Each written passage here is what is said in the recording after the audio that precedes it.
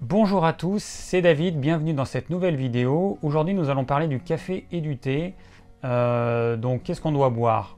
Café ou thé? Alors on m'a posé cette question. La différence entre le café et le thé, elle est quand même importante.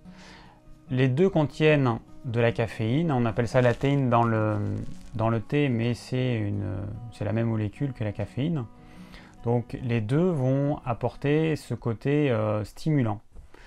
La différence, c'est que le café, c'est une graine qui a été torréfiée, donc qui a été brûlée. Et quand vous faites ça, eh bien, quand vous mettez de l'eau après, l'eau devient acide. Si vous prenez un papier pH et que vous le mettez dans du café, vous allez voir que c'est très acide. Hein, c'est autour de 4 à peu près. Donc neutre, c'est 7. Entre 0 et 7, c'est acide. Et entre 7 et 14, c'est alcalin ou basique. Donc le café, c'est une boisson qui est très acide et qui est acidifiante. Ça veut dire que pour pouvoir métaboliser les éléments qu'il y a dans le café, votre corps, il va devoir transformer des molécules en certains déchets qui eux-mêmes vont être acides. Alors ensuite, il y a la différence entre le thé noir et le thé vert. Donc le thé noir, c'est un thé qui a été fermenté, et le thé vert, c'est juste la feuille du théier qui a été séchée.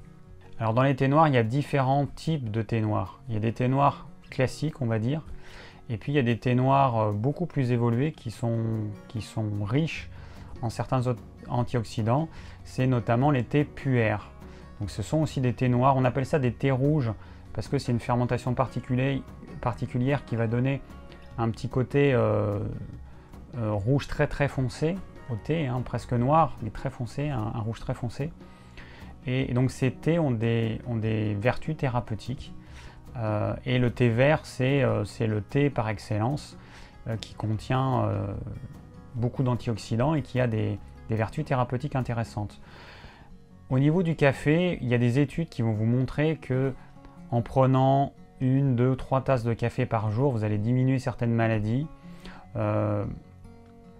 Mais à mon avis, c'est vraiment de la poudre aux yeux. Parce que ce qu'on ne vous dit pas, c'est que quand vous prenez du café, le fait que ça acidifie votre corps, ça va notamment créer d'autres maladies, puisque toutes les maladies viennent sur un terrain acide. Donc le café, à mon avis, c'est pas une boisson à prendre au quotidien, c'est plus quelque chose à prendre ponctuellement en fonction de vos besoins. Si par exemple vous avez besoin de faire beaucoup de kilomètres en voiture et que vous avez besoin de rester éveillé, prenez du café. Ça c'est génial, ça va vous stimuler. Et en plus, comme vous prenez du café que très rarement, ça aura un très fort impact sur votre système nerveux. Donc du coup, vous serez vraiment alerte. Alors que les personnes qui boivent du café tous les jours, petit à petit, les effets de la caféine diminuent et elles doivent prendre de plus en plus de café pour avoir toujours cet effet stimulant.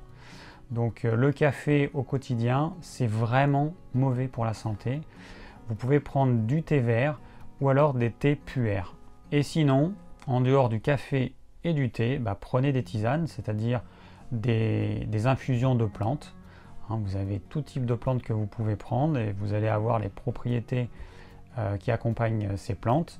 Et puis après, vous avez des goûts complètement différents entre de la menthe, de la verveine, de la camomille, du tilleul, du romarin, du thym, etc. Vous avez beaucoup de saveurs différentes et des plantes qui vont vous apporter des bénéfices au niveau santé dans plein de domaines.